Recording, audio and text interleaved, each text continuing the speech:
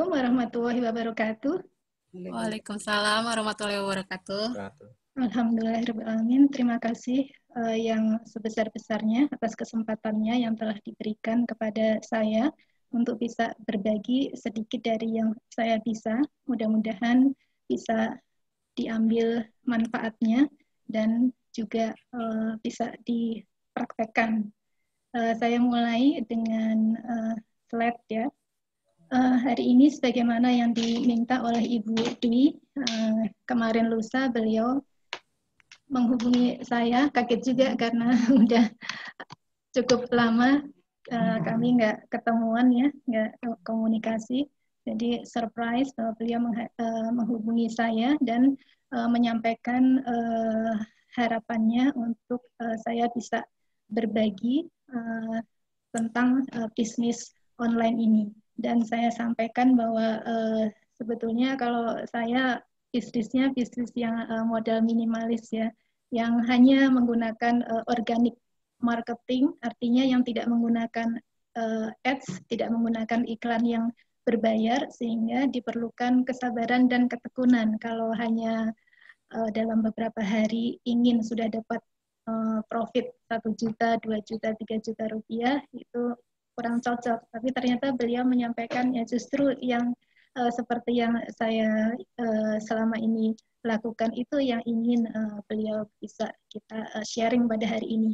Maka hari ini kita insya Allah akan melihat bersama-sama ya, belajar bersama-sama tentang bisnis online modal minimalis sebagai sebuah solusi alternatif untuk ketahanan keuangan keluarga di masa pandemi ini. Saat ini saya tinggal di Kuala Lumpur. Kuala Lumpur adalah negeri bagian dari Malaysia ya. Tepatnya kami di kecamatan dalam tanda kutip kecamatan Bukit Jalil. Jadi bukan di pusat kotanya tapi di pinggirannya. Dan di sini di Malaysia sudah ditetapkan secara resmi lockdown secara total dan nasional, langsung ditetapkan oleh Perdana Menteri itu sejak 18 Maret. Jadi terasa sekali masa pandemi di Malaysia ini. Di sini juga banyak warga negara Indonesia yang terdampak secara ekonomi dengan cukup berat ya, terutama buruh-buruh harian yang mempunyai penghasilan berdasarkan hari-hari masuk kerjanya. Sehingga ketika masa pandemi tidak boleh masuk kerja, ini akan sangat mempengaruhi ketahanan keuangan keluarga mereka. Oleh karena itu, mudah-mudahan materi ini bisa bermanfaat. Amin. Pada masa dulu ya, jadul, zaman dulu banget, itu manusia melakukan pertukaran barang ya, barter. Dulu masih belum dikenal mata uang. Jadi dulu untuk memenuhi kebutuhannya itu manusia melakukan barter, pertukaran barang, barang ditukar dengan barang atau barang ditukar dengan jasa. Untuk yang beragama Islam, kita bisa ingat bahwa dulu ketika masa Rasulullah SAW ada peperangan, itu salah satu permintaan beliau SAW terhadap tawanan perang yang kafir itu adalah barter, mengajari kaum muslimin baca tulis, membaca dan menulis. Jadi ini adalah model pertukaran dengan jasa. Itu jadul gitu ya, zaman dulu. Nah, zaman sekarang di zaman now itu alat tukar kita adalah uang. Baik uang tunai maupun uang non tunai atau transaksi-transaksi secara online. Dan semakin ke sini transaksi online ini semakin menempati tempat yang sudah mulai fix ya di perekonomian di negara-negara pada umumnya. Sebelum di Malaysia ini saya tinggal di Belanda 5-6 tahun ya. Dan di Belanda ini juga termasuk yang sudah diterapkan transaksi online non tunai ini bahkan untuk nilai uang yang kecil. Jadi kalau di Belanda kan pakai euro ya. Jadi untuk pembayaran secara non tunai dengan jumlah yang kecil, di bawah 10 euro, bahkan di bawah 5 euro pun itu boleh bayar pakai kartu gitu. Kalau yang sebelumnya saya tinggal sebelum di Belanda di Jerman pada waktu itu masih belum terbiasa. Jadi masih dibatasi. Boleh bayar non tunai pakai kartu asal belanjanya minimal seminimal-minimalnya 10 euro gitu. Kalau di bawah itu nggak boleh, harus bayar tunai. Tapi kalau di Belanda nggak. Jadi berapa 2 euro juga bisa bayar pakai kartu. Jadi di zaman sekarang ini transaksi sudah bisa atau sudah mulai lazim di mana-mana. Bahkan untuk nilai yang kecil itu juga secara non tunai. Jadi di zaman sekarang ini uang ini merupakan alat tukar yang utama. Memang uang bukan segala-galanya, tetapi ternyata faktanya adalah segala-galanya itu perlu uang. Untuk bayar listrik perlu uang. Kayaknya nggak mungkin ya kita kalau di Indonesia bayar ke PLN itu, mohon maaf Pak, saya bayarnya pakai 5 kilo beras itu. Nggak bisa itu. Atau bayar ke PDAM, bayar listrik, tagihan listrik. Pak, ini saya bayar pakai ini ya, hasil panen saya, ini mangganya banyak sekali. Bapak ambil aja mangganya. Nggak bisa. Bayar air perlu uang. Bayar sekolah anak juga perlu uang. Bayar pulsa telepon perlu uang, bayar paket internet perlu uang, bayar tempat kos atau kontrakan juga perlu uang. Nah ini pesertanya banyak yang mahasiswa apa enggak ini? Biasanya mahasiswa banyak yang kos ya atau kontrak. Jadi untuk di zaman sekarang ini kayaknya nggak ada ya yang sanggup untuk hidup tanpa listrik, tanpa air, tanpa internet, tanpa telepon. Jadi semuanya itu memerlukan uang. Juga untuk keperluan-keperluan yang lainnya, untuk transportasi, baik transportasi untuk sekolah, untuk studi atau kuliah, transportasi keluarga ya, mau belanja, mau ke dokter, atau transportasi ke tempat pekerjaan kita, atau sekedar rekreasi, ini juga perlu uang. Rekreasi atau tamasya perlu uang. Kemudian kalau yang diberikan ke lapangan, mau membangun rumah sendiri atau beli rumah jadi, ini juga perlu uang. Untuk ibadah, untuk yang muslim ya, ibadah umroh, ibadah haji misalnya, kalau dari Indonesia, ini perlu uang yang lebih banyak lagi dibandingkan dengan negara-negara yang secara geografis lebih dekat posisinya dengan negara Arab Saudi. Atau untuk membangun rumah ibadah juga perlu uang. Bahkan untuk hal-hal politik, untuk pemilu, pileg maupun pilpres juga perlu uang. Jadi bisa dikatakan segala-galanya itu perlu uang. Jadi kesimpulannya adalah kita harus mempunyai uang yang banyak gitu ya. Atau dengan kata lain memiliki kekuatan ekonomi. Jadi memiliki kekuatan ekonomi adalah suatu kemestian, suatu keniscayaan bagi ketahanan keuangan keluarga. Jadi mau tidak mau kita harus kuat secara ekonomi karena supaya kita bisa membiayai kehidupan kita dan keluarga kita.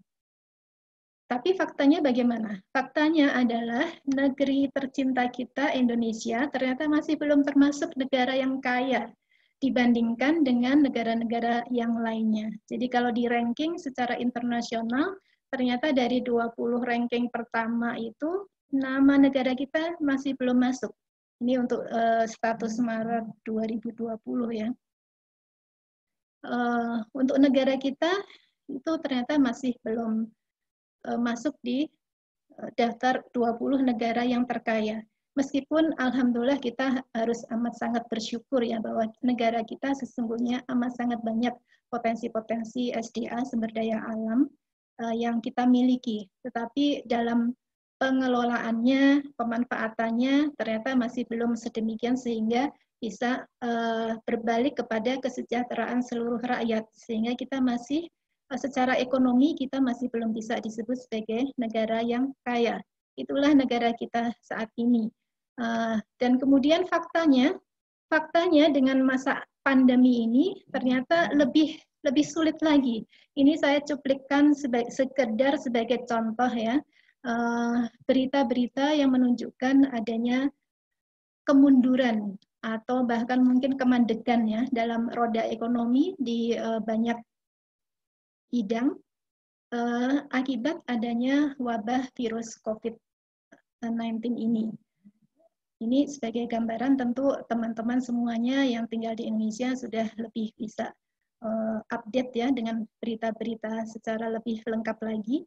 Ini hanya sebagai gambaran saja bahwa negara kita secara ekonomi itu masih di bawah dibandingkan negara-negara yang lainnya. Plus ditambah lagi lebih sulit lagi keadaan ekonominya dengan masa wabah virus corona ini. Di masa pandemi ini terdapat perubahan perilaku masyarakat karena kita harus berada di rumah saja ya, stay at home. Kemudian yang mempunyai pekerjaan tetap atau mempunyai profesi tetap ini diperintahkan untuk bekerja dari rumah, working from home, atau bahasa gaulnya yang akhir-akhir ini muncul itu gabut gitu ya. Pada bosan, pada jenuh, nggak bisa ngapa-ngapain, nggak bisa pergi, cuma di rumah aja. Bahkan ada berita dari negara Barat ya di Jerman kalau nggak salah, itu untuk generasi milenialnya, generasi remajanya itu bahkan ada yang sampai stres gitu karena dia biasa eksis di luar, biasa main bareng sama teman-temannya, berdandan gitu ya karena generasi remaja. Sekarang dia harus di rumah aja, nggak bisa berdandan. Kalau berdandan itu kan untuk untuk bisa dilihat oleh banyak orang gitu. Nah kalau di rumah aja siapa yang mau lihat gitu.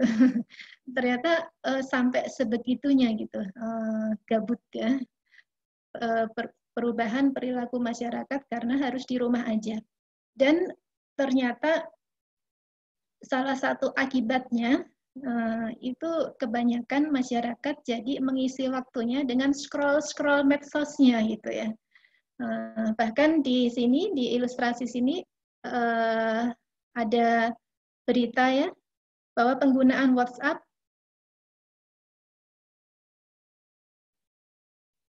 ini bisa saya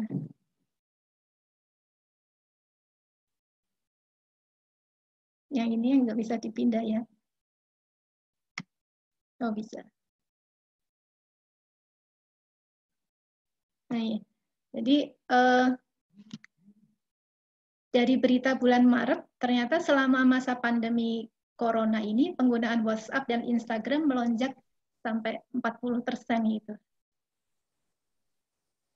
Jadi, di satu sisi kita merasa prihatin ya dengan adanya situasi ini, keadaan ini, tetapi di sisi lain, ini adalah merupakan kondisi yang sangat potensial bagi para pelaku bisnis online. Karena orang-orang, masyarakat yang tadinya akses ke online-nya untuk keperluan privat itu mungkin hanya di waktu istirahat siang atau di waktu malam hari gitu ya, waktu udah pulang dari bekerja, pulang ke rumah. Nah, ini selama masa lockdown ini jadi sepanjang hari gitu ya. Kecuali ketika masa tidur aja. Apalagi sekarang lagi puasa kan, nggak masak, nggak makan gitu. Terus kalau nggak punya aktivitas yang bermanfaat terus ngapain bengong gitu ya, nunggu ngabuburit nunggu saat maghrib. Jadi di satu sisi ini kita menghadapi keadaan yang prihatin, tapi di sisi yang lain kita bisa mengambil hal yang positif, yaitu bahwa masa pandemi ini merupakan masa yang sangat potensial bagi para pelaku bisnis online karena masyarakat jadi lebih banyak dan lebih sering akses medsosnya.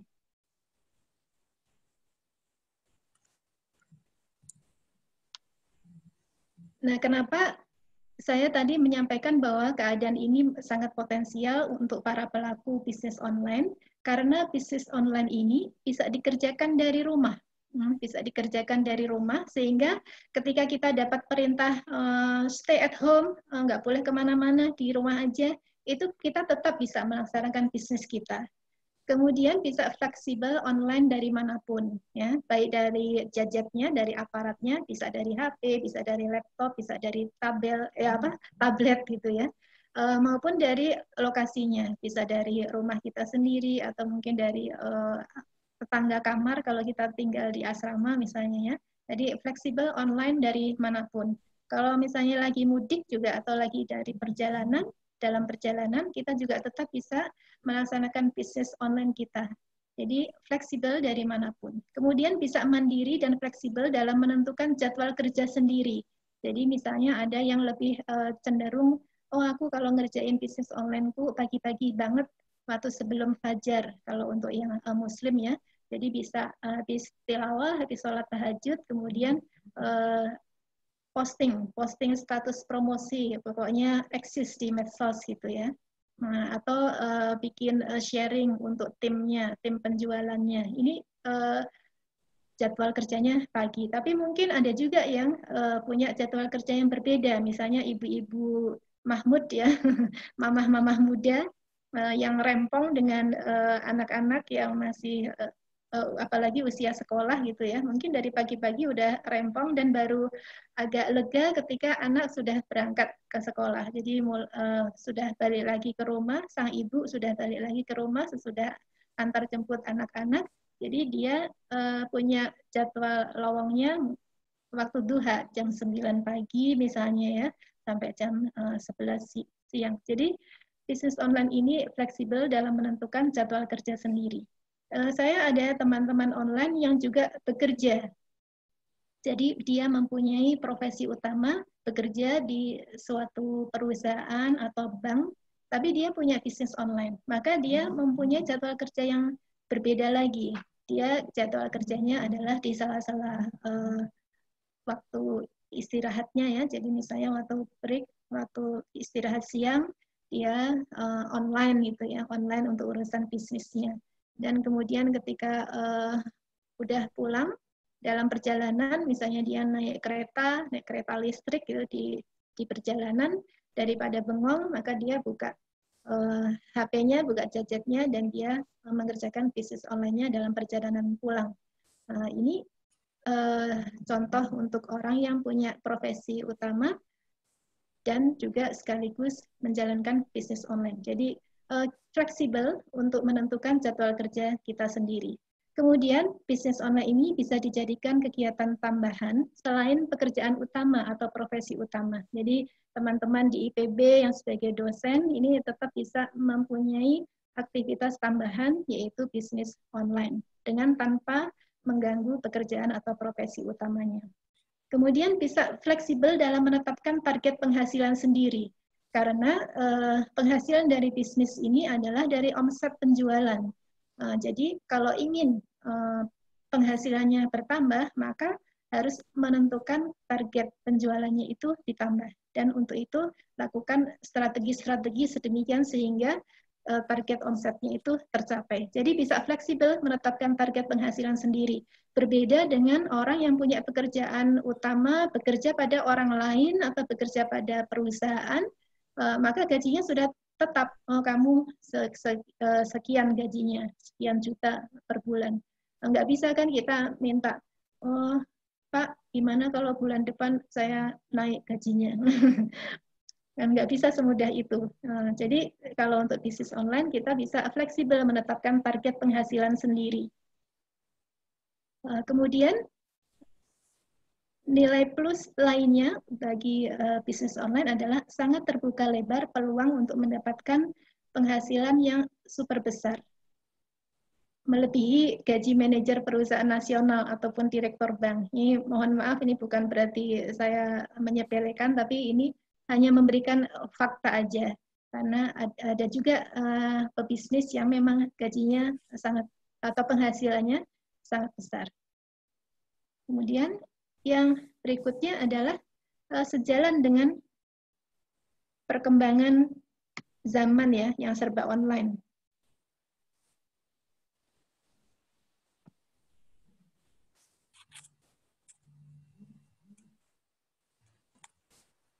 Seperti yang tadi di pendahuluan saya sampaikan, rasanya kita hampir semuanya itu punya akses internet ya.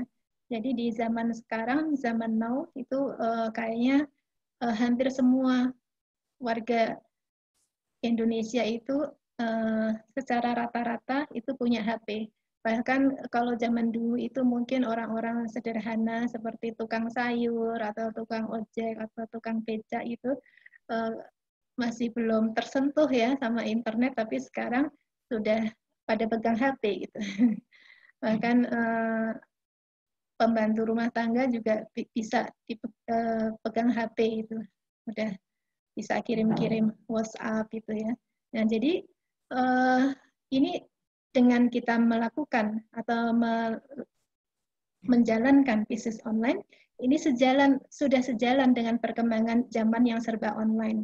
Yaitu kita hanya tinggal memanfaatkan aja aset yang ada pada diri kita sendiri. Kita punya HP untuk keseharian kita, maka kita gunakan HP itu untuk bisnis juga, nggak hanya untuk privat, tapi juga untuk bisnis juga. Begitu juga kalau kita punya tablet atau laptop. Kemudian juga tren masyarakat yang mager, malas gerak gitu ya. Apa-apa maunya ini, udah sampai di depan pintu. Pesen apa? Pesen makanan. GoFood ya, Bu? Ada GoFood, ada ini. Nggak mau repot, nggak mau kena macet di jalan, udah aku pesen aja. Dan nilainya cukup murah ya, nilai jasanya cukup murah gitu. Sehingga jasa-jasa GoFood, delivery service itu semakin marak sekarang ini dan rasanya sulit untuk dipisahkan dari kehidupan sekarang ini. Dan masyarakatnya juga mendukung gitu ya, masyarakatnya juga mager. Dan kemudian kemudahan akses tanpa batas wilayah ya, nggak dibatasi kota. Kalau dulu, zaman dulu bisnis secara offline, secara konvensional, mungkin kita hanya terbatas customer kita ya yang dekat-dekat sama toko kita gitu. Tapi kalau bisnis online, kita bisa menembus batas wilayah. Bahkan nggak hanya menembus batas wilayah kota, tapi juga menembus batas provinsi, pulau, bahkan negara. Saya waktu di Jerman dan Belanda juga punya bisnis online yang target marketnya adalah orang-orang yang tinggal di Indonesia gitu, dan transaksinya pakai rupiah. Ya alhamdulillah karena bank-banknya kan sudah online, jadi transaksi secara online bisa dari manapun.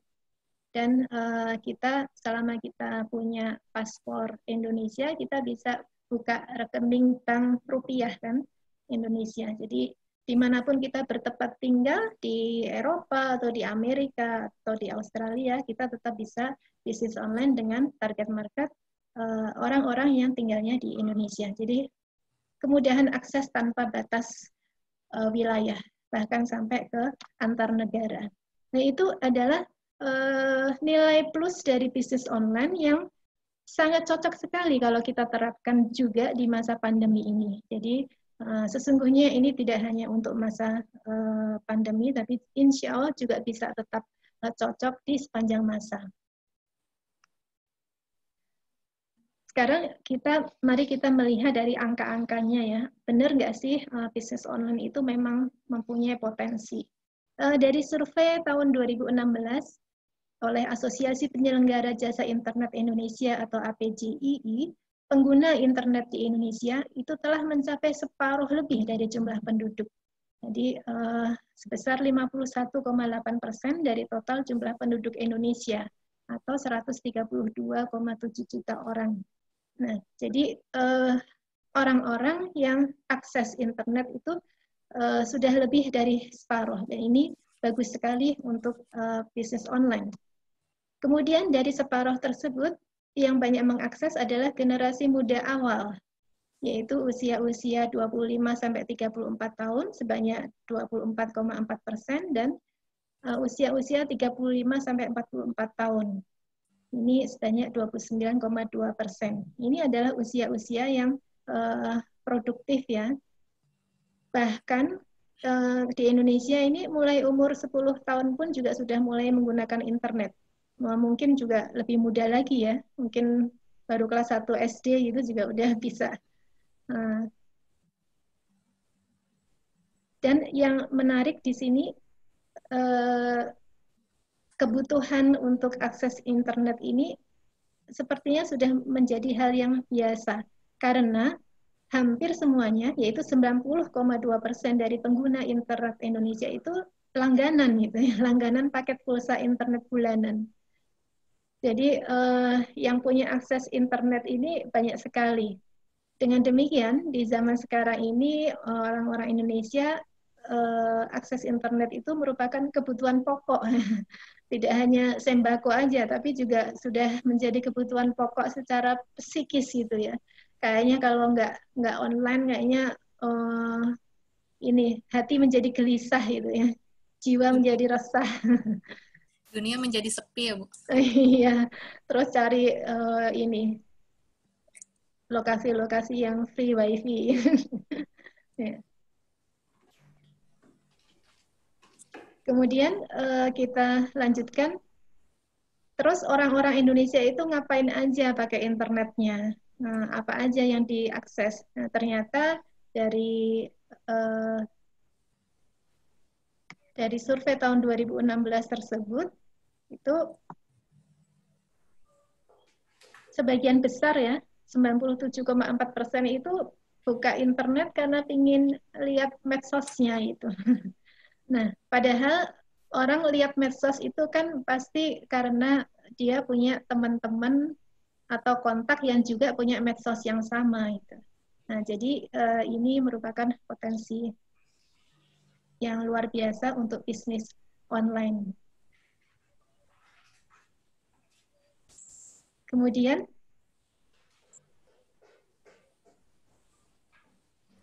jenis dari medsosnya ini akan sesuai dengan medsos dari teman-teman pergaulannya.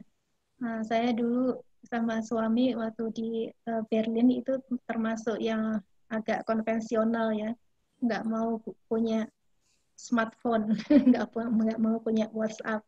Jadi yang lain-lain sudah pada punya smartphone, udah punya nomor WhatsApp. Kami masih pakai HP yang jadul itu, yang pakai dipencet-pencet, bukan pakai sentuhan tapi yang dipencet-pencet itu. Terus kemudian kami pindah ke Belanda, ternyata hadiah kenang-kenangannya, hadiah perpisahannya smartphone. Jadi mau nggak mau kami sejak itu pakai smartphone. Dan karena yang ngasih ada punya WhatsApp, minta pakai WhatsApp, akhirnya kami juga bikin nomor WhatsApp gitu ya, install app WhatsApp. Jadi medsos jenis medsos yang dimiliki biasanya sesuai dengan jenis medsos teman-temannya. Dan ini sangat potensial untuk bisnis online ya, yang modal minimalis karena kita bisa menggunakan medsos gratisan itu untuk bisnis kita. Jadi kalau teman-teman kita banyak yang punya medsos yang sama, yang gratisan juga, maka kita insya Allah lebih mudah menjalankan bisnis online modal minimalis kita. Kemudian kita perlu tahu medsos apa sih yang terbanyak yang dipakai oleh orang-orang Indonesia. Yang terbanyak, lebih dari 80% penggunanya, ini ternyata adalah YouTube, WhatsApp, Facebook, dan Instagram. Ini memang datanya udah 1 tahun, tapi kecenderungannya, ranking-rankingnya itu masih relatif sama ya. Jadi 4 media ini yang paling banyak dipakai oleh orang-orang Indonesia. Dan semuanya ini, YouTube, WhatsApp, Facebook, dan Instagram bisa kita manfaatkan untuk cari uang, untuk bisnis gitu ya. Nah, jadi kalau teman-teman di sini yang hadir di sini sudah punya WhatsApp, sudah punya Facebook, ini potensial untuk memulai bisnis online. Khusus untuk yang ini, Facebook dan Instagram di Indonesia, ini jumlahnya banyak sekali ya. Dari tabelnya, diagramnya ya, ini bisa dilihat bahwa pengguna Facebook itu lebih banyak ya, lebih banyak daripada Instagram. Bisa jadi karena memang Facebook itu muncul lebih duluan daripada Instagram, sehingga tentu pemakainya, penggunanya itu jauh lebih banyak. Yang kedua karena Facebook ini relatif lebih mudah. Posting kalimat singkat aja sudah bisa. Kalau di Instagram kan harus pakai foto kan, nggak bisa kita posting cuma kalimat aja, tapi harus ada fotonya.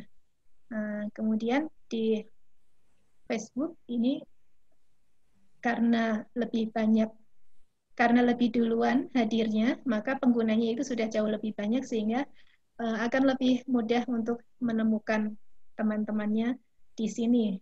Bisa jadi seperti itu ya.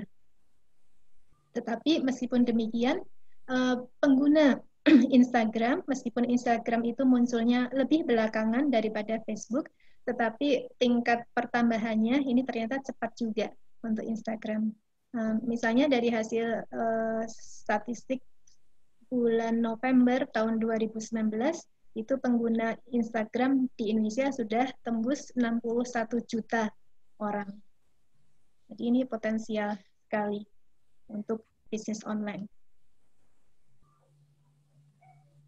Dengan adanya karakter masyarakat Indonesia yang suka akses internet dan suka akses medsos, maka kita bisa memanfaatkan medsos ini untuk bisnis online. Nilai plus dari medsos untuk bisnis online ini, yang pertama adalah karena membuat akun medsos ini, misalnya akun Facebook ataupun akun Instagram itu gratis. Selama kita punya email, ya, punya nomor HP, kita bisa buka akun Facebook ataupun Instagram. Juga media pesan WhatsApp dan Telegram ini juga bisa kita install secara gratis.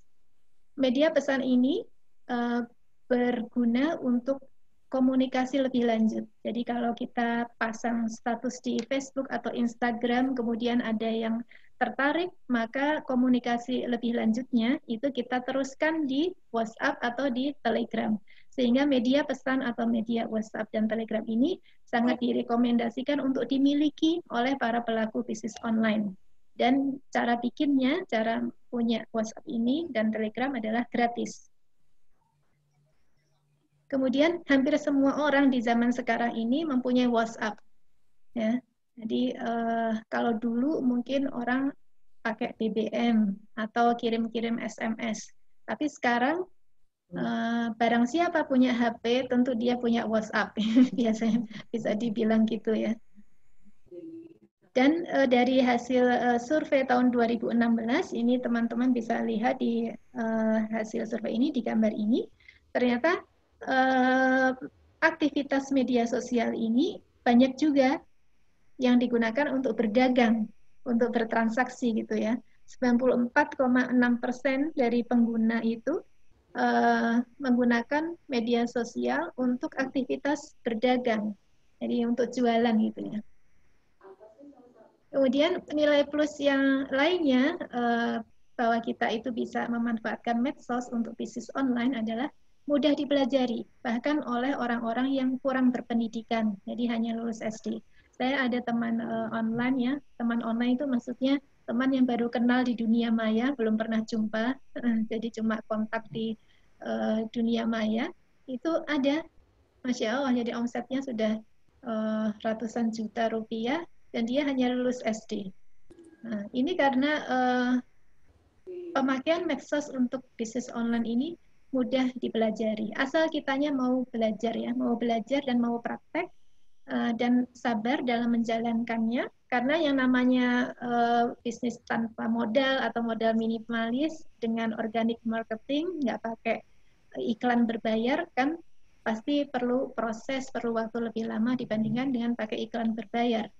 Nah, maka perlu sabar dan tekun. Dan ini termasuk syarat untuk bisa sukses dalam menjalankan bisnis online dengan modal minimalis. Sehingga kalau orang-orang yang sabar, tekun, mau belajar dan mau praktek, itu meskipun dia latar belakang pendidikan formalnya itu rendah, itu tetap terbuka peluang besar untuk bisa sukses. Dan kemudian masyarakat juga sudah mulai terbiasa dengan transaksi online. Kalau dulu mungkin mayoritas masih pesimis atau apatis atau curiga gitu ya kalau pesan-pesan online. Tapi makin ke sini masyarakat sudah mulai terbuka hatinya untuk pesan secara online. Ya memang masih ada kasus-kasus penipuan atau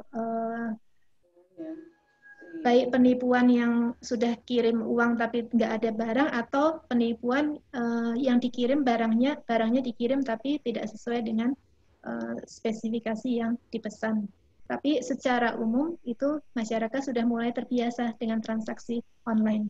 Dan dari hasil survei menunjukkan bahwa 69,4% dari pengguna internet itu berpendapat transaksi online itu aman. Ya, kerasa sih mulai akhir-akhir ini lebih keras. Iya. Nah, kemudian kita masuk ke pilihan-pilihannya. Apa sih yang bisa kita bisniskan secara online? Apakah cuma jualan barang aja? Ini ada banyak pilihan. Beberapa saya sebutkan di sini. Yang pertama adalah bikin blog atau jual tulisan ya. Jual tulisan, bisa juga jualan link gitu ya. Jualan link atau paid promote, jadi kita mempromosikan sesuatu dan kemudian kita akan dibayar. Atau di dalam blog kita, di dalam website kita itu ada iklan dari pihak luar. Nah, ini banyak kita jumpai ya. Kita lihat, kalau kita lihat koran atau baca koran online, majalah online, itu kan di mana-mana di atasnya atau di sampingnya itu kan ada iklan-iklan.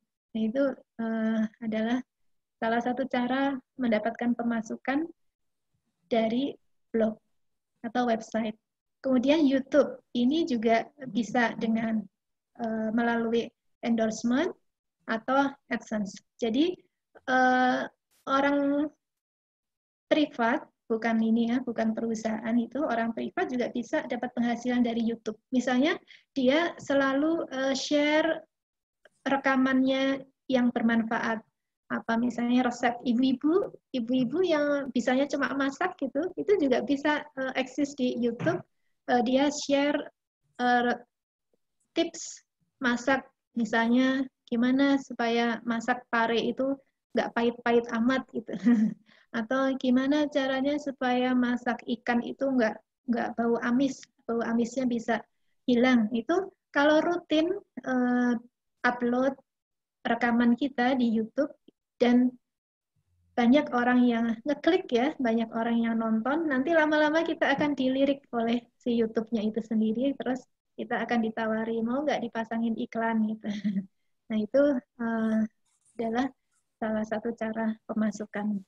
Atau ada juga yang sejak awal memang sengaja mau berpenghasilan dari YouTube, maka dia akan mengoptimalkan YouTube-nya sedemikian sehingga banyak sekali yang langganan. Makanya sering kan kalau kita lihat tokoh-tokoh itu nulis, ini ya jangan lupa subscribe atau ini pencet loncengnya, tanda loncengnya di YouTube. Nah, itu adalah maksudnya untuk meningkatkan rate buka dari filmnya itu atau apa status yang dia upload di YouTube itu. Karena makin banyak orang yang ngeklik, semakin banyak orang yang membuka, maka dia rankingnya akan naik di hadapan sistem YouTube.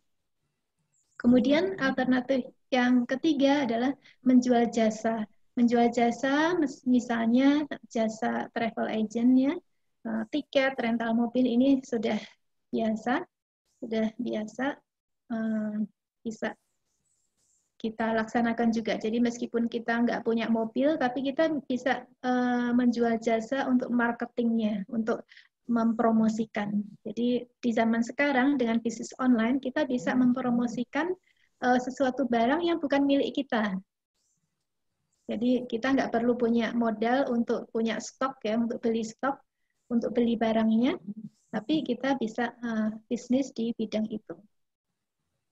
Kemudian yang berikutnya menjadi affiliate. Menjadi affiliate misalnya reseller untuk produk-produk digital ya, berbagai macam tools, software, atau juga reseller untuk sebuah training online atau training yang offline atau live. Ini juga bisa sebagai affiliate. Jadi mempromosikan kursus apa, mempromosikan training apa gitu, atau kelas online apa gitu ya. Saya dulu pernah jadi affiliate kelas online ini, wealth mindset. Wealth mindset. Kemudian yang berikutnya adalah lewat Instagram. Instagram jadi menjual jasa untuk desain feed. Jadi teman-teman tahu ya kalau Instagram itu kan syarat untuk bisa postingnya itu kan harus dengan posting foto atau posting video. Nah, foto di Instagram itu satu deretnya, kalau kita masuk ke halaman profil dari akun Instagram kita, maka akan muncul foto-foto kan. Nah, deretan foto-foto tersebut di halaman profil Instagram kita itu adalah namanya feed. Dan feed ini dibuat per baris ya, ditampilkan sebaris-baris-baris di mana setiap barisnya terdiri dari 3 foto yang muncul terdiri dari 3 foto. Nah, feed ini bisa kita desain sehingga ketika orang masuk ke halaman profil kita, itu feed-nya akan kelihatan cantik. Jadi nggak berupa foto yang crowded gitu ya, nggak berpola, nggak bertema, tapi bisa berpola. Teman-teman bisa lihat Instagram saya. Ini nanti bisa lihat ada desain feed di sana. Nah, desain feed ini bisa menjadi jasa yang dijual. Jadi misalnya, oh aku bikinin ini dong desain feed yang kekinian gitu. Maunya yang gimana Mbak? Aku maunya yang ini nuansanya warna pastel misalnya. Terus aku bisnisnya ini buku, berarti nanti desainnya sedemikian sehingga insya Allah cocok dengan bidang penjualan buku. Atau jasa edit foto. Foto ini ternyata bisa diedit. Jadi misalnya kita punya foto tapi kok latar belakangnya kayaknya nggak ini ya, kurang menjual gitu. Masa foto kok latar belakangnya tembok kusam gitu. Ini gimana kalau bisa diedit latar belakangnya menjadi pemandangan yang asri gitu ya, atau bahkan yang keren gitu. Jadi berfoto di belakang Menara Eiffel gitu. Atau berfoto di belakang Menara Pisa gitu. Atau ya seperti ini kan kita lagi live pakai Zoom ini kan background saya ini jadi berbeda dengan rumah saya yang sebenarnya di sini. Itu adalah edit ya, jasa edit. Foto juga seperti itu, jadi bisa di crop aja fotonya, ininya, objek utamanya, dan kemudian latar belakangnya diganti dengan yang lain. Itu bisa kita menjual jasa edit foto. Atau bahkan jual akun. Jadi akun Instagram kita itu bisa kita jual. Kalau akun Instagram itu followernya sudah banyak sekali, sudah terkenal, postingan-postingannya juga banyak sehingga orang-orang itu senang untuk mengunjungi akun tersebut, maka akun itu nilainya akan naik. Dan akun Instagram itu bisa mempunyai nilai jual kalau dia mempunyai jumlah follower yang sudah ribuan. Sedikit-dikitnya itu 1.000 follower itu bisa dijual jadi 100.000 rupiah. Dan semakin banyak akan semakin mahal harganya. Jadi bisa juga kita ternak gitu ya, ternak akun Instagram. Kalau sudah banyak followernya, sudah jadi terkenal, terus kita jual. Dan dalam dunia bisnis ini kita temui juga dalam bisnis konvensional ya, kayak misalnya ini kan WhatsApp, Instagram, itu kan dibeli sama Facebook gitu ya. Yang muncul duluan kan Facebook, WhatsApp masih nama orang lain, tapi kemudian dibeli oleh Mark Zuckerberg ya. Jadi bisa juga di dalam dunia Instagram juga bisa jadi seperti itu, jual beli. Ada orang yang berduit yang tertarik dengan akun Instagram seseorang, maka orang tersebut bisa menjual akun Instagramnya. Kemudian bisnis yang lain adalah menjadi seorang selebgram. Menjadi seorang selebgram yaitu selebritis di dunia Instagram. Dengan dia orang terkenal, tokoh terkenal, bisa artis, bisa tokoh, bisa juga orang biasa ya. Tapi dia aktif di Instagram, followernya banyak, maka akan ada yang menawarkan kepada dia, bisa nggak ini produk saya dipromosikan di Instagram Anda? Itu berarti selebgram. dan dia akan mendapat penghasilan dari kegiatan endorsement itu.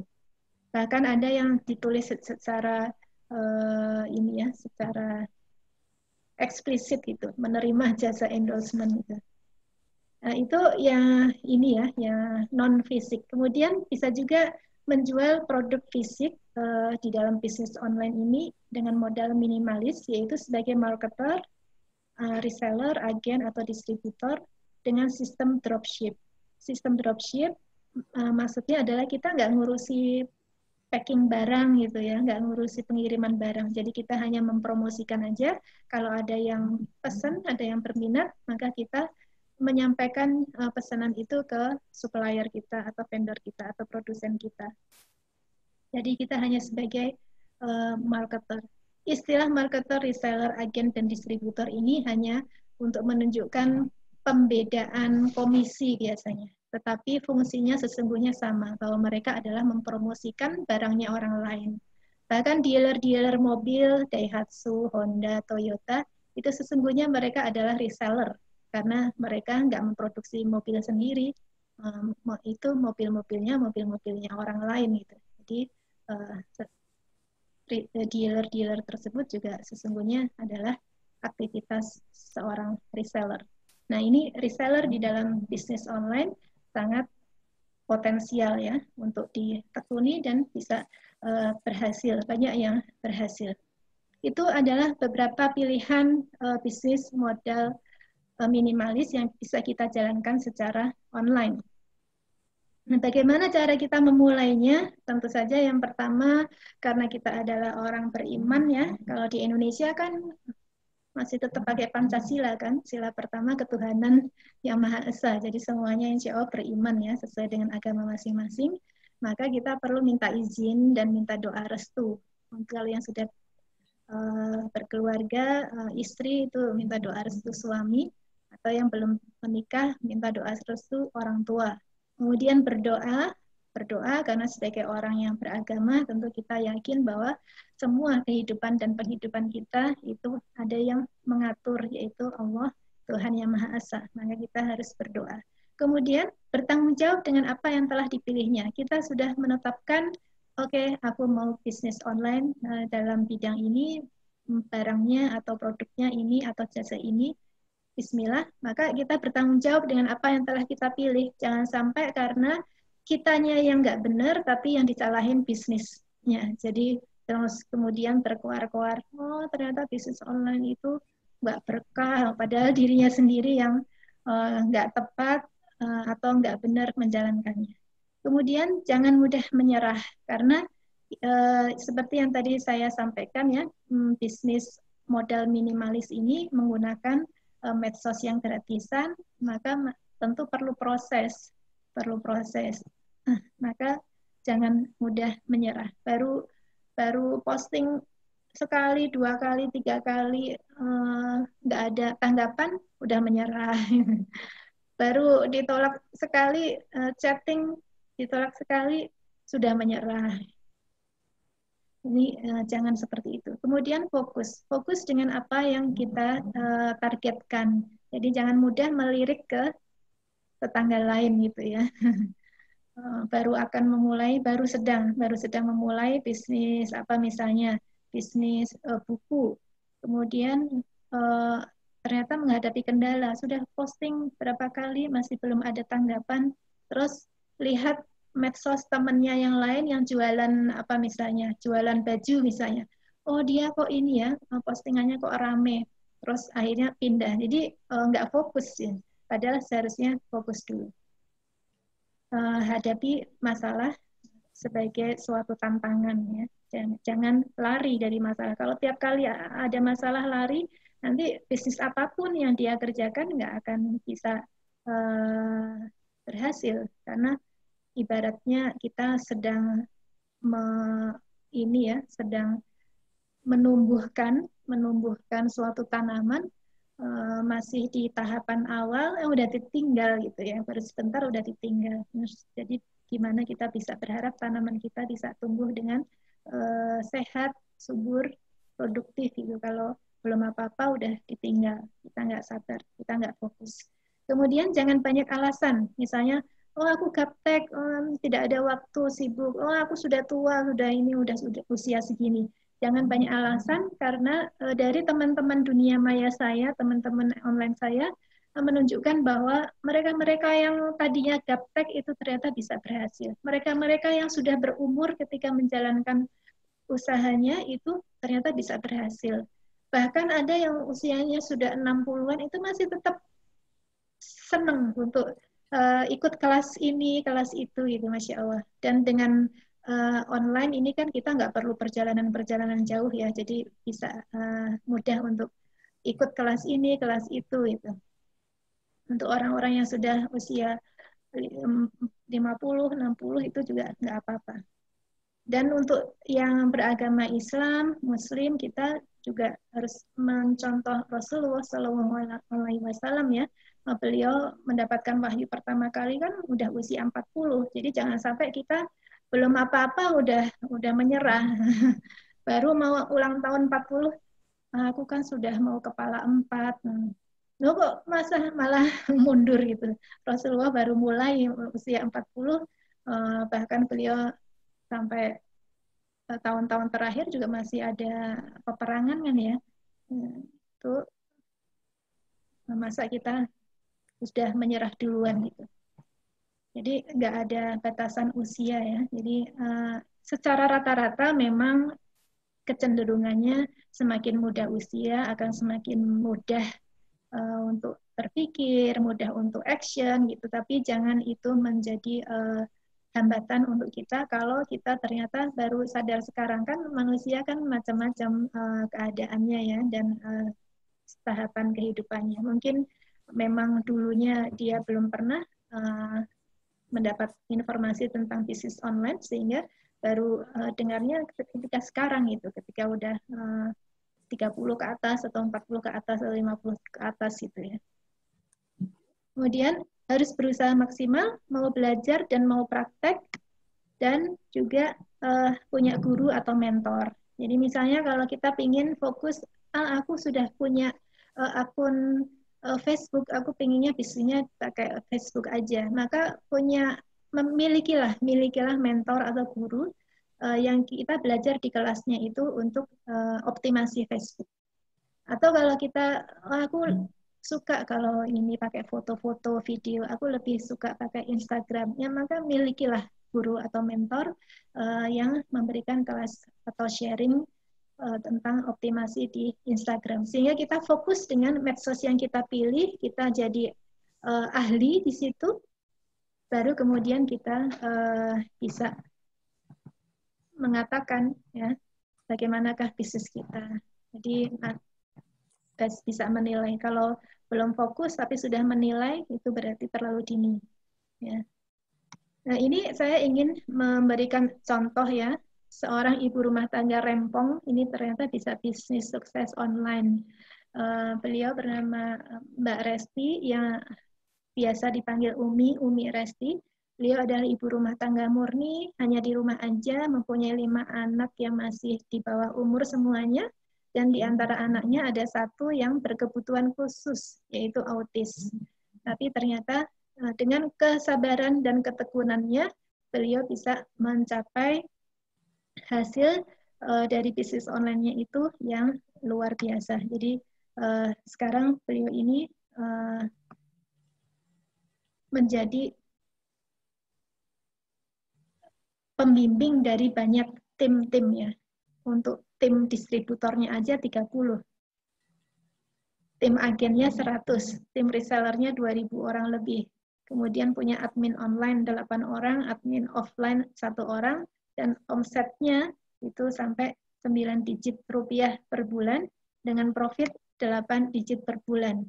Dan salah satu bisnisnya yaitu penjualan baju anak, fashion anak, itu bisa menjual 1.000 sampai 3.000 pieces per bulan. Beliau bersama dengan timnya, jadi punya tim kan, tim reseller, tim agen, tim distributor. Dan itu adalah rumah tangga biasa yang repot dengan anak-anak gitu ya. Tapi dengan kesabaran dan ketekunannya dan dengan jiwa yang gigih, maka beliau bisa mengatasi kesulitannya.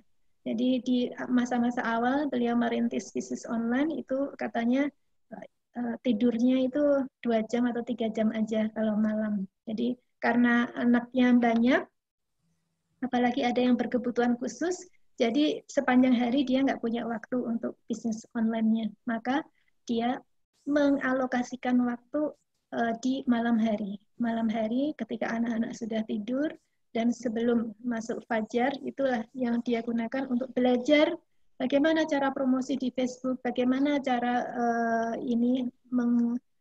berkomunikasi dengan calon customer, bagaimana cara untuk menambah database, menambah jumlah orang yang punya kontak dengan dia, bagaimana cara beriklan yang baik, yang cocok untuk media sosial. Ini beliau belajarnya di malam-malam hari. Dan tentu itu capek ya, karena seharian sudah ngurusin anak, ngurusin rumah, keluarga, malam harus belajar untuk bisnis online-nya. Maka memang bisnis online ini kalau mau sukses ya kita memang harus ada pengorbanan. Ya, mengorbankan waktu tidur kita untuk awal-awal ya, karena awal-awal kan selalu membutuhkan yang lebih banyak lagi. Kalau awal-awal kita perlu waktu lebih banyak lagi untuk belajar karena kita istilahnya dalam tanda kutip masih bodoh gitu ya, maka perlu banyak waktu untuk belajar. Nah, jadi harus mau untuk mengalokasikan waktu lebih banyak untuk belajar bisnis online. Nah, nggak bisa kalau kita ingin sukses dengan bisnis online, tapi jadwal keseharian kita sama seperti jadwal ketika kita belum punya bisnis, ya nggak bisa. Aku masih ini Mbak, masih repot, anakku masih ini, masih belum masuk TK, masih belum masuk sekolah. Ya, nanti selamanya seperti itu. Makanya kita untuk memicu semangat kita, motivasi kita, kita melihatnya contoh-contoh yang kira-kira sama kondisinya dengan kita. Misalnya kalau kita punya anak-anak yang masih di bawah umur, kita lihatnya gimana contoh orang yang punya anak di bawah umur tapi bisa sukses dengan bisnis online-nya. Kemudian contoh yang kedua, ini Mbak Erol Fatimah ini juga ibu rumah tangga murni. Hanya di rumah punya 4 anak, tapi beliau juga sukses bisnis online-nya. Jualannya banyak sekali sebagai distributor beberapa merek, juga buku-buku bisnis, dan sekaligus juga affiliate dari tools untuk Instagram. Dan yang terbaru adalah beliau sebagai reseller air minum Milagros. Nah, mengapa saya menyampaikan contoh ini? Saya ingin menyampaikan di sini contoh bahwa orang yang repot, orang yang sibuk, orang yang tadinya gaptek itu kalau dia bersungguh-sungguh untuk belajar, praktek, dan sabar menjalani prosesnya dan mau mengikuti arahan bimbingan dari guru atau mentornya, maka insya Allah peluang untuk berhasil itu terbuka lebar.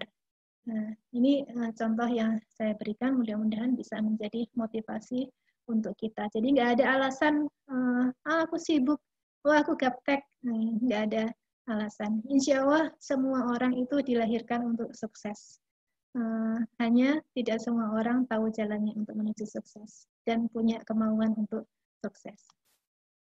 Kunci sukses bisnis online modal minimalis adalah yang pertama disiplin. Ini PR yang besar ya. Misalnya kita punya target, oh aku harus posting di Facebook pagi 1 kali, sore 1 kali, malam 1 kali.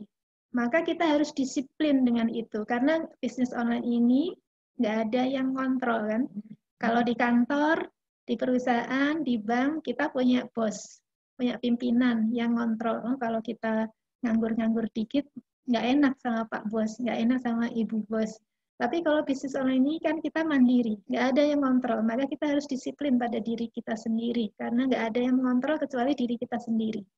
Nah, jangan sampai seharusnya kita posting, tapi malah kita scroll gitu ya, scroll, komen sana, komen sini, akhirnya nggak terasa waktu, udah setengah jam. Waduh, ini udah waktunya harus nyiapin makan sahur, nggak jadi posting. Nah, itu disiplin. Kemudian yang kedua, sabar dan tekun. Karena karakter dari bisnis dengan modal minimalis ini adalah kita membangun audiens. Membangun audiens itu harus dengan proses ya. Nggak bisa kita maksa, kamu mau nggak jadi ini, jadi fans saya. Nggak bisa. Tapi harus dengan proses kita tampil di dunia medsos kita, sehingga orang-orang akan suka dengan kita dan kemudian mereka akan datang ke akun kita, sering mengunjungi akun kita, dan itu perlu kesabaran dan ketekunan. Jadi ini yang perlu kita perhatikan. Yang kemudian yang ketiga adalah konsisten. Jadi misalnya kalau hari ini kita bisa posting 3 kali sehari, maka besoknya lagi itu harus seperti itu. Atau kalau kita nggak mampu ya sudah 1 kali aja. Nah, kalau satu guru saya mengatakan dari dulu dia mulai bisnis sampai sekarang, dia itu kalau posting di Facebooknya itu paling banter cuma 2 kali atau 3 kali aja sehari. Tapi Masya Allah bisnisnya itu bisa sukses. Nah, ini karena konsisten dan belajar apa yang kita posting. Jadi apa yang kita posting bukan hal-hal yang remeh-remeh atau nggak manfaat gitu ya, tapi ada misinya di sana. Dan itu harus kita lakukan konsisten. Jadi nggak bisa kalau kita bisnis online yang nggak pakai modal, aku maunya pakai medsos aja yang gratisan, nggak pakai modal karena aku nggak punya penghasilan, ini lagi masa pandemi, tapi nggak mau konsisten. Hari ini posting, terus berhari-hari nggak pernah ada kabarnya lagi. Nah, gimana? Audiensnya udah lupa lagi. Jadi harus konsisten. Dan yang kemudian yang keempat, open-minded. Open-minded, terbuka pikirannya, siap menerima masukan, siap menerima ilmu baru. Nggak bisa kalau kita adalah orang yang takabur, orang yang ujub, bangga pada diri sendiri, itu nggak bisa. Jadi misalnya, oh aku kan udah, pendidikanku udah tinggi, kok mentor optimasi Facebookku cuma lulusan SMA. Nah ini nggak boleh kalau dalam bisnis kita. Memang kita bisa leading dalam bidang formal kita ya, tapi dalam hal misalnya optimasi Facebook mungkin kita seperti anak SD gitu ya, masih belajar. Maka kita harus punya open minded. Begitu juga dengan dalam mensikapi perkembangan zaman sekarang. Misalnya zaman sekarang orang-orang itu sudah lebih suka untuk nonton daripada baca. Tapi kitanya nggak open minded, kita pinginnya orang tuh harus baca itu. Jadi aku pokoknya harus nulis aja, aku nggak mau pakai ini, pakai live gitu, nggak mau. Itu kurang bisa. Ya bisa aja sih, tapi ya secara statistik, secara mayoritas itu biasanya nggak akan bertahan.